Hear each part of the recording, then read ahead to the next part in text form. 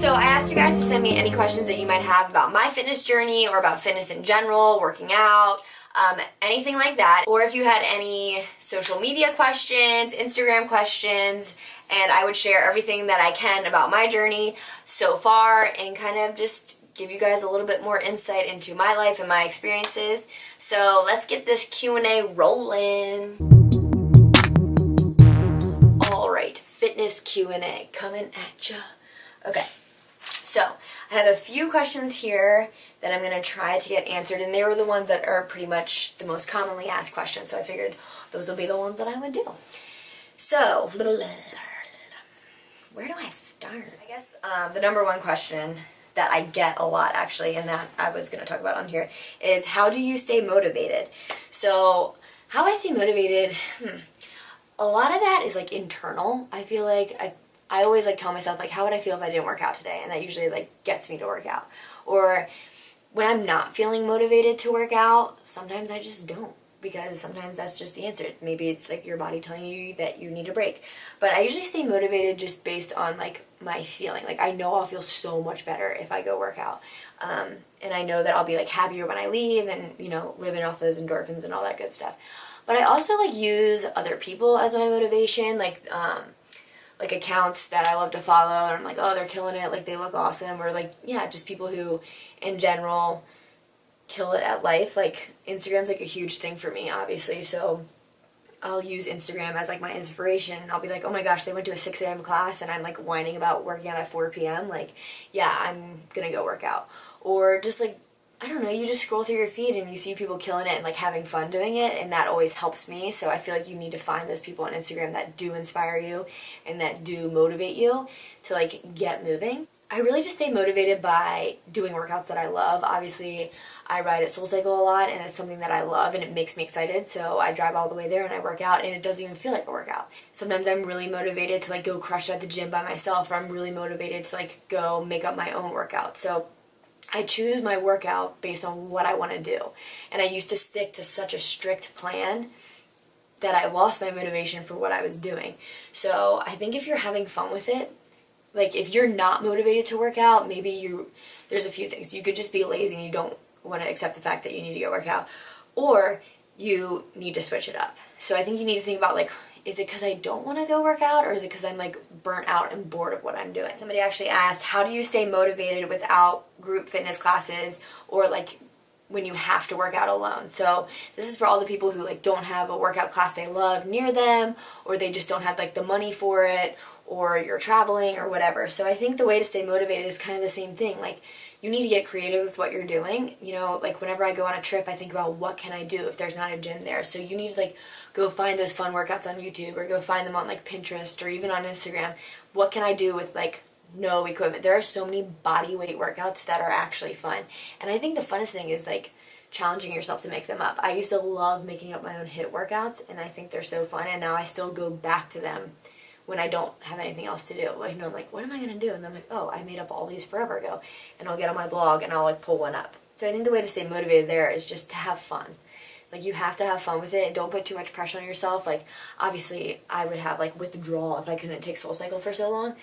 But at the same time, if you don't have that, like find a workout buddy and like make stuff up on your own. Like you just have to really get creative and kind of like dig a little deeper if you don't have a workout class, or if you don't have like the money to do it, or the gym to do it, or anything like that. The next question, how do you plan your workouts for the week? Right now, currently, I usually just look at the SoulCycle schedule and look at my schedule, and I think about like, who do I want to take, what time works for me, and I pick that, and then the days that I'm not going are days that I'll go to the gym. So, and then I'll just kind of do whatever at the gym I'll do. Like if I want to do leg day, if I want to do arms, if I want to do back and shoulders, if I want to do more like cardio based, like it's kind of just whatever I'm feeling is what I do.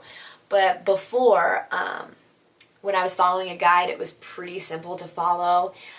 Like when I was doing BBG, I mean, her workouts say Monday, Wednesday, Friday, but I actually did her workouts Tuesday, Thursday, Saturday, with a list and then body pump and stuff in between. So but currently right now, I just kind of look at when I want to ride, who I want to ride with, and I fill in all my other workouts in between. Or like if one of my friends asked me to go to a different workout class or something, then I'll like know what day I'm gonna go do that and fill everything else in between. Like right now I really just work out based on feeling more so than like being so psycho strict about it like I used to be. And what do you do when you plateau in your results? So I think we've all been there if we've been doing a guide or a workout for so long or for an extended period of time, like you know you're gonna hit that plateau. And if you're fine maintaining, then like just maintain and continue to do that workout if you're not burnt out from it. But when you plateau, it means your body pretty much has gotten what it needs. This is in my opinion. I'm not like a personal trainer. I'm not, certified.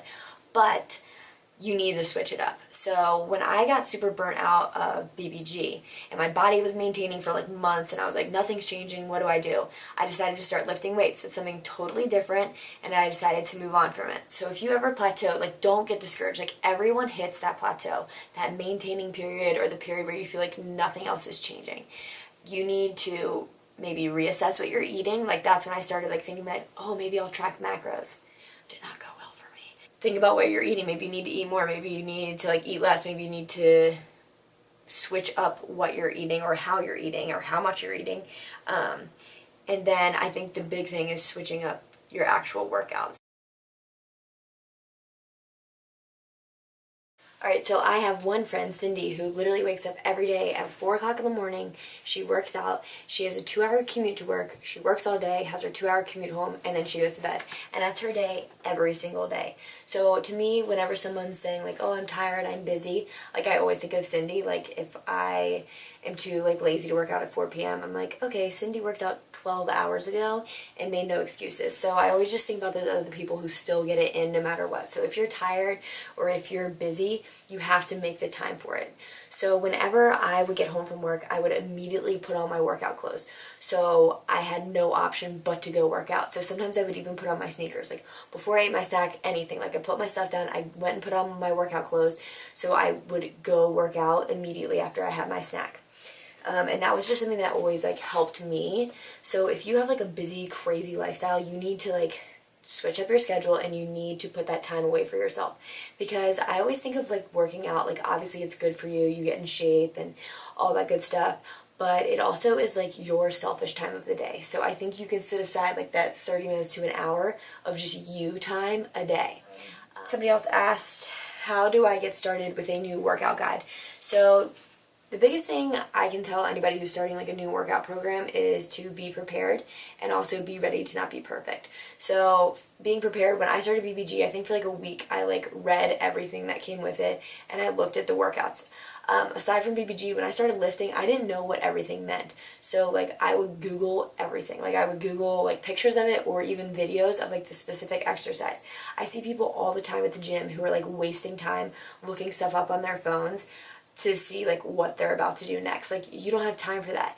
So you need to be prepared before you start your workout or before you start whatever program it is and like set yourself up for success. So I think like reading through things and picking a workout that will work for you, like not just because it seems cool or somebody else is doing it, like you have to pick something that specifically will work for you. You need to make sure you're prepared to start that guide and you know everything that comes along with it. And are you going to understand everything? No. Are you going to mess up? Yes. So you just need to be prepared to not be perfect. You need to be ready to like have it not be easy or always fun, but as long as you give yourself, I think you should give yourself like a whole month before you like give up on a program. Some people might say 2 weeks and like maybe that's fine, but I'd say you give yourself a whole month before you like say like no way. You don't want to be doing like the wrong exercise the same way for like 6 weeks. So just make sure you look things up. I think that's the biggest thing about starting a new guide is just making sure you are prepared and you know what you're doing. Someone else also asked, how do you transition from an athlete life to a new fitness routine?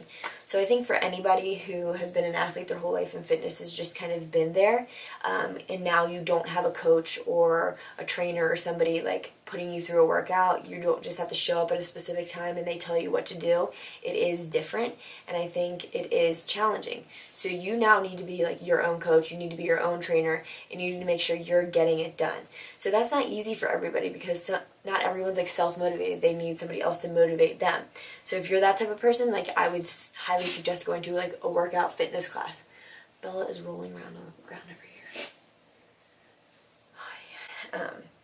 But if you are someone who you feel like if you do have that like athlete state of mind, I think it's very possible for you to become the trainer, become the coach to yourself. Like, you need to get out of the whole, like, somebody else is going to tell me and do it for me. You need to make sure you are now that person. Bella's shaking her thing. It's not easy to change that life. It is not easy to change from that lifestyle to a new one where you are in charge, but you just kind of have to accept the fact that you are no longer an athlete in that way, and that you're not on a team where everyone's going to be telling you what to do. So you need to be ready to take ownership of your own fitness, your own workouts. And it's hard at the beginning because you were so used to it. Bella.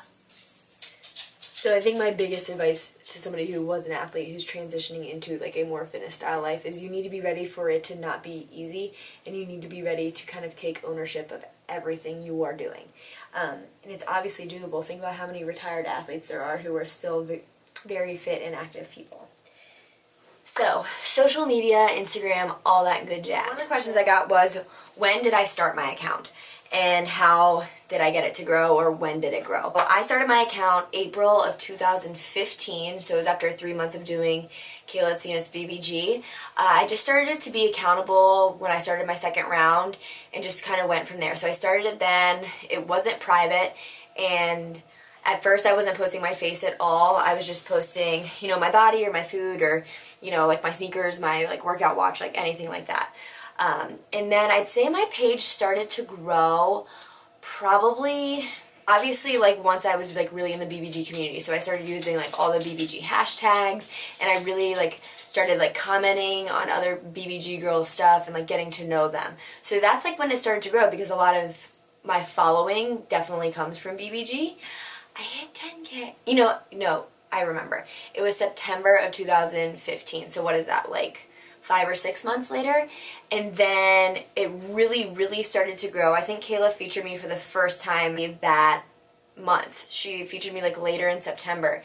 And to be honest, by that point I already had maybe like 14,000 followers or something like that. And Kayla featured me, which was great and like obviously so exciting for anybody who was doing BBG at the time. But I never got like a super like influx, or I never got like a bunch of followers from when Kayla featured me any of the times that she did.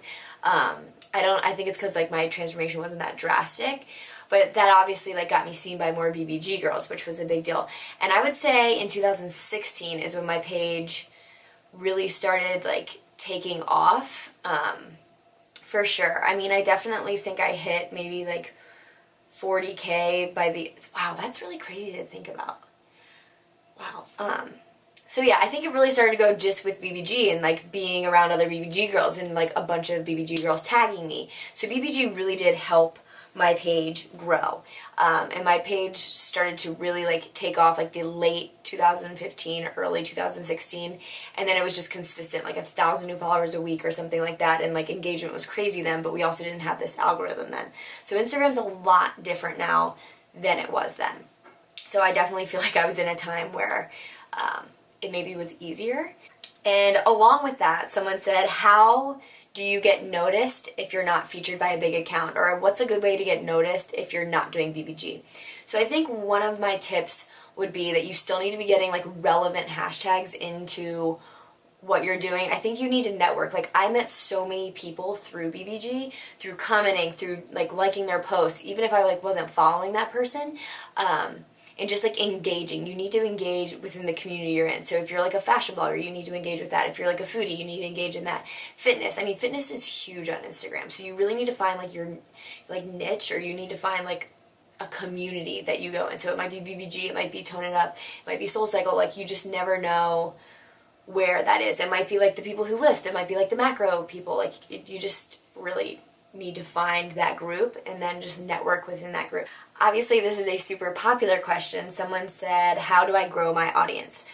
I think the biggest way to grow your audience is kind of what I was just touching on. Like, you need to engage with other people, and you need to put good content out. And I think you need to see like what works for your followers, you know, like what do they engage in, what do they like. So I mean, personally right now, like struggle a little bit with like what my followers want to see, because I do feel, this is just me personally, I feel that I have a lot of like dead BBG accounts following me, meaning it's a bunch of girls who started BBG and like were really excited about it and started a fitness account with it. So then they followed me when I was like big into BBG, and now they don't use that account. So I just have like, I mean, that's just like one of my thoughts that I think is going on. So I feel like that is something, but you know, like I can see, I mean, obviously everyone knows, like if you're posting a photo in like a bathing suit or something like that, like it's gonna do better. If you're posting a transformation, it's gonna do better because it's seen by more people. But really just like get to know like what your people want to see. Like I know that sometimes like my audience likes to see like me talking about my personal experience, like leaving my job, or I know that people like to see, obviously like to see you in a bathing suit, or people like to see you, you know, giving like a motivational message. Like I usually like to preach like the whole like be a badass thing, and I think people respond to that. But it's like any given day on Instagram now, any given time. So I think to grow your audience, you really just need to know where you stand. You need to know what you're trying to say, because if you're all over the place, like sometimes I'll put like a little lifestyle thing onto my page, but I know that's not really me, so I try to stay away from that. But I also feel like I'm in the in-between of trying to figure out what I want my feed to look like. And when you try to blog, you know, I get really wrapped up in, I don't want every picture to be of me. But with the algorithm, it kind of needs to be if it's gonna do well. So I really struggle with that, because even at the beginning of my page, I'd be like, okay, it's me, it's my body, it's food, it's my watch. Like I like to switch it up because I couldn't stand like constantly looking at a feed full of me. But I think like now I just have to get creative of looking at like open space and the way I lay things out. And I've recently been thinking about like color themes in my feed. So don't go look at my feed, because right now there was like one point where I really liked like the feed and like the coloring of what it looked like, but I'm trying to transition to kind of figure that out. So I'd rather have like more colors in like 6 photos, like similar colors, and then like move on to like the next, if that makes any sense at all. So that kind of moves on to, someone said, how do I create good content? So good content, you have to think about the things you're posting. Like, I'm sorry, but no one wants to look at a shitty picture. It's just the way it is. Like, everyone likes things that are aesthetically pleasing. So if that means like editing your photos, like yes, do that. Like, editing photos is not frowned upon. I think 99.9% of the people on Instagram edit their photos. Even if it's not like crazy editing, you're fixing the lighting, you're fixing like the contrast, or you're sharpening the photo. I sharpen like all my photos for Instagram, because whenever you take the photo and you put it on Instagram, it like depixelizes or whatever, so it's not as sharp. So you want to put good content out there. And when I say content, I don't just mean your picture, I mean your caption. If you're someone who's like blogging, you need to make sure like your message is being heard, and you're not just like copying what you think is cool or like doing what other people are doing. Like, you need to make sure you're saying what you feel, not what everyone else is saying. And also, like, it's fine to have like a funny, cute, short caption sometimes. Like, obviously, like I want to do that too. Sometimes I like get so exhausted writing these long, like thoughtful captions with my pictures. And I will say, you need to make sure your content, meaning your picture, matches your caption. Sometimes like I'll be texting with my friends and I'll be like, this is what I want to say, like, does this picture match? And they'll be like, and they'll tell me which one like works better, because sometimes you might like have like this fierce photo of you and then you have like this really like deep caption, and like sometimes that works and sometimes it's like, what? So you really need to think about the words you're saying with the photo. Like, they have to like coincide, they have to go together. Quality photos, not blurry, sharp, that you actually know what you're taking a picture of, that it's aesthetically pleasing, and that it's edited the right way, however you want it to look on your feed. So that kind of takes me to, someone said, what photo apps do you use? This is what I mainly use. So I take a lot of my photos either on my phone, or I'll use like my friends' phones because they have iPhone 7s and I have the 6, so the camera's not as good on mine, but I still use it a lot, obviously. Or my Sony a6000, or obviously any like photographer's camera, which most of them I think use Canons that I work with. But anyways, the apps that I use, I actually recently found this app because I was watching Mariana Hewitt's, how she edits her photos. So Snapseed, I actually love Snapseed. I love how you can like change the filter, not the filters, I love how you can like tweak very little things on that. For a very, very long time, literally this is up until like a month ago, I was editing everything on VSCO or on Instagram. So ViscoCam is a big one. So I use Visco for the filters mainly, and I use Snapseed for editing, if that makes sense. So I'm a fan of A5 on Visco. I don't know why I like always go to the cooler tones, but I want my page to be brighter, but it is what it is. I love A5, A6 sometimes. I'm always a fan of like a black and white photo, so I think I use B1. I like C2. I like C6 if you can edit it right, because sometimes it makes things like really not good.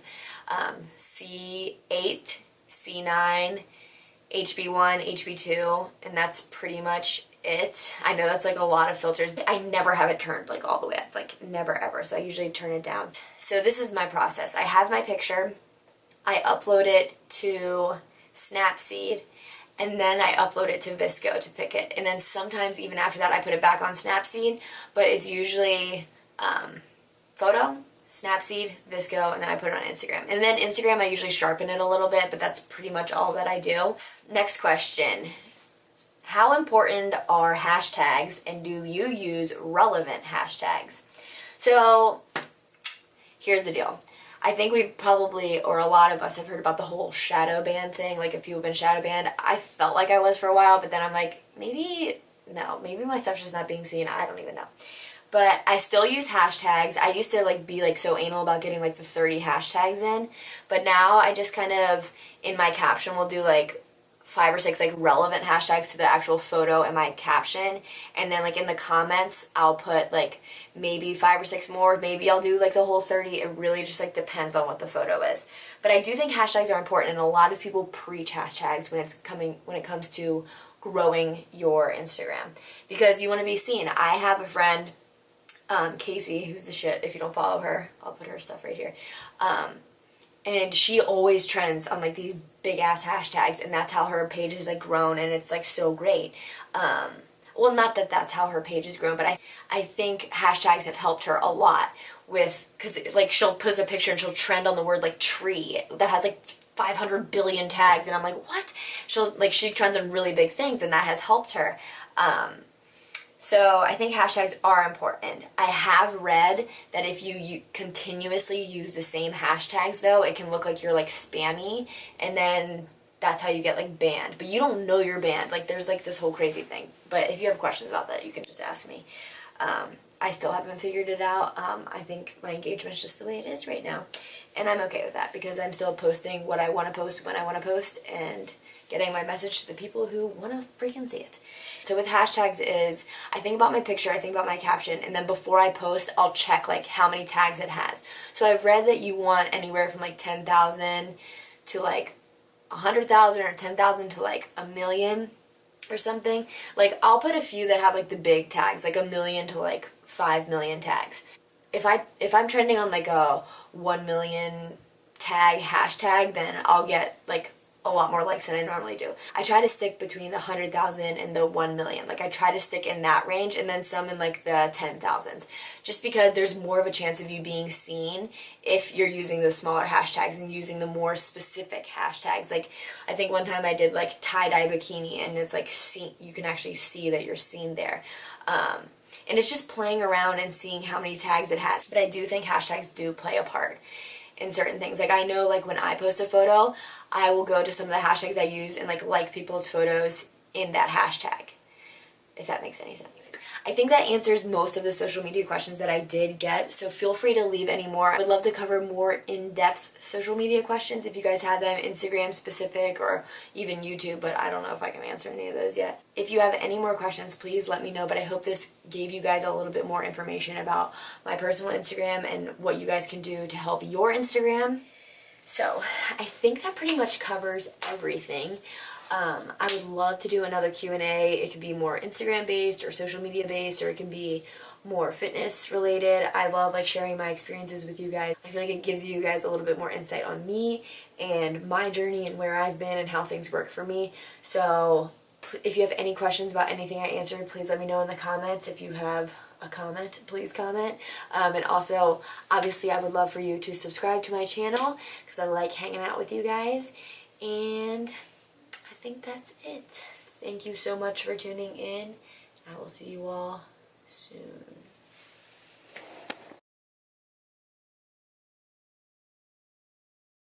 anything. Ugh. Blah. Okay, the next question. Kind of Google.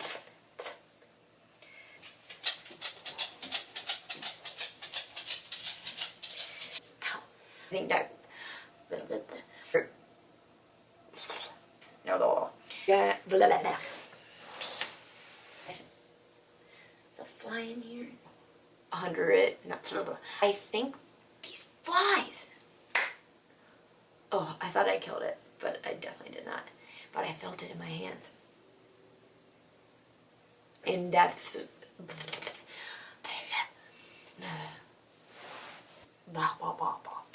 Yeah.